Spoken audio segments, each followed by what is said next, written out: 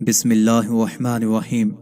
ابن ابی خاتم میں ہے کہ حضرت ابراہیم علیہ السلام کی عادت تھی کہ مہمانوں کے ساتھ کھانا کھائیں۔ ایک دن آپ مہمان کی جستجو میں نکلے، کوئی نہ ملا، واپس آئے، گھر میں داخل ہوئے تو دیکھا ایک آدمی کھڑا ہے۔ پوچھا، اے اللہ کے بندے، تجھے میرے گھر میں آنے کی اجازت کس نے دی؟ اس آدمی نے کہا، اس مکان کے حقیقی مالک نے۔ پوچھا، تم کون ہو؟ کہا، میں ملک الموت ہوں، مجھے اللہ تعالیٰ نے اپنے ایک بندے کے پاس اس لیے بھیجا ہے کہ میں اسے یہ بشارت سنا دوں کہ خدا نے اسے اپنا خلیل بنا لیا ہے۔ یہ سن کر حضرت ابراہیم علیہ السلام نے کہا، پھر تو مجھے ضرور بتائیے کہ وہ بزرگ کون ہیں۔ خدا کی قسم، گو کہ وہ زمین کے کسی دور کے گوشے میں ہوں، میں ضرور ان سے جا کر ملاقات کروں گا اور اپنی باقی زندگی ان کے قدموں میں ہی گزاروں گا۔